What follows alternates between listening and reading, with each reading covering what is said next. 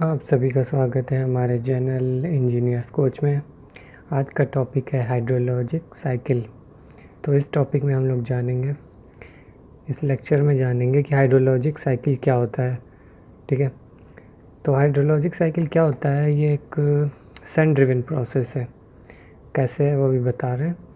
जैसे कि water transport होता है ओशियन से, ठीक है, लेक, रिवर, ओशियन से ट्रांसपोर्ट होके ये जाता है एटमॉस्फेयर में। ठीक, अब एटमॉस्फेयर से वापस आता है किधर, लेक, रिवर, ओशियन, फिर इवापोरेट होता है सन के हीट से वाटर, फिर ऊपर जाता है ट्रांसपोर्ट। तो ये साइकिल चलती रहती है। तो स्टेप बाय स्टेप बताएंगे, आप सारे पॉइंट्स एकदम क्लियरली समझ जाओगे। आप इसको ध्यान से देखना। ये सन है, ठीक, तो सन से क्या निकलता है, सोलर रेडिएशन, हीट। ठीक, अब इस हीट के वजह से जो लेक हैं, रिवर है, ओशियन है, पानी गर्म होगा। ठीक, अब पानी ये लिक्विड फॉर्म से गैस फॉर्म में हो जाएगा, फिर ये ऊपर चला जाएगा एटमॉस्फेयर में। इस प्रोसेस को कहते हैं इवेपोरेशन।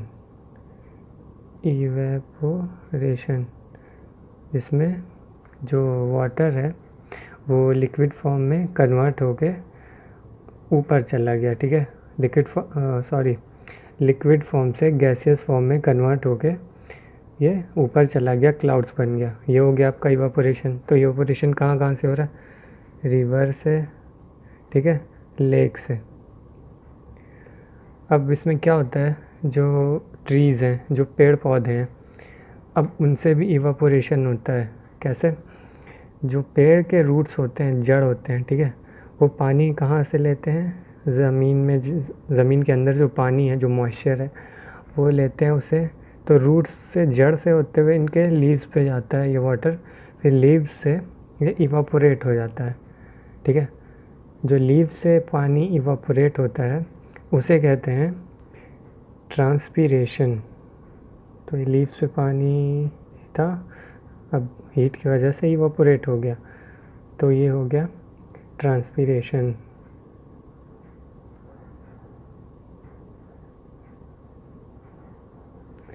तो ये ट्रांसपीरेशन हो गया। इसे कंबाइनली इवापोरेशन और ट्रांसपीरेशन को हम लोग अगर कंबाइन करें तो एक वर्ड बनता है इवेपो ट्रांसपीरेशन। तो एक तरीके से ये भी पानी इवापोरेट हो रहा है जो ज़मीन के अंदर है। तो ज़मीन के अंदर का पानी रूट्स खींच के अपने लीव्स पे ले रहा है। अब लीव्स पे जो पत्तियां हैं उससे इवापोरेट हो रही है, तो वो वर्ड है ट्रांसपीरेशन। तो ये कंबाइनली बनता है इवेपो ट्रांसपीरेशन। ये आपको कई जगह ये पढ़ने को मिल जाएगा बुक्स में। तो फिर ये पानी एटमॉस्फेयर में, ये जो गैस फॉर्म में हो के पानी ये एटमॉस्फेयर में जाता है और क्लाउड्स बन जाता है।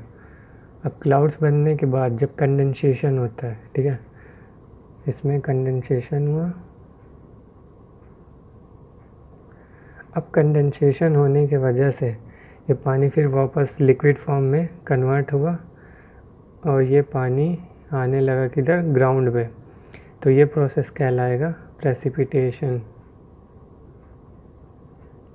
प्रेसिपिटेशन मतलब वो लिक्विड के फॉर्म में हो सकता है, स्नो के फॉर्म में हो सकता है। तो ये हो गया आपका प्रेसिपिटेशन। अब प्रेसिपिटेशन होने के बाद वाटर जो है ग्राउंड पे गिरेगा। ठीक है, ग्राउंड पे गिरने के बाद कुछ पानी इनफिल्ट्रेट होके ज़मीन के अंदर जाएगा, सॉइल के अंदर जाएगा। कुछ पानी रन ऑफ होके बह के वापस लेक्स में या रिवर में, ओशियन में वापस चला जाएगा। और जो पानी ज़मीन के अंदर जाएगा वो धीरे धीरे पर्कुलेट होते हुए एक जोन से दूसरे जोन में चला जाएगा सॉइल के, और उधर से होते हुए ग्राउंड वाटर फ्लो में मिल जाएगा, जो ज़मीन के अंदर का पानी है। और फिर ये जो ग्राउंड वाटर फ्लो है, अब ये भी स्प्रिंग के ज़रिए यहाँ लेक्स में जा सकता है, रिवर में या ओशियन में ये जा सकता है।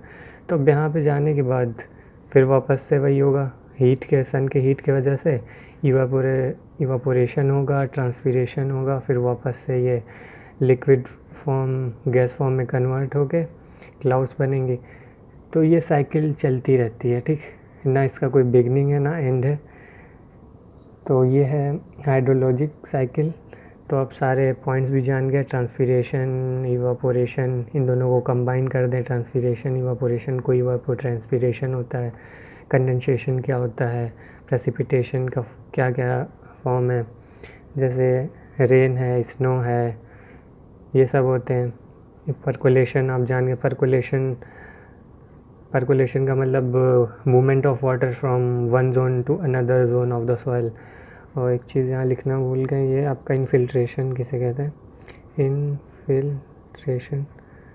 तो जब पानी बारिश का ज़मीन पे पड़ेगा, इन्फिल्ट्रेट होके सॉइल में जाएगा, तो वो प्रोसेस कहलाता है इन्फिल्ट्रेशन। फिर परकोलेशन होता है। तो ये सब टॉपिक्स हैं। तो आपको ये लेक्चर पसंद आया तो हमारे चैनल इंजीनियर्स कोच को सब्सक्राइब करिए, तो कमेंट करके बताइए ये लेक्चर कैसा लगा। Thank you.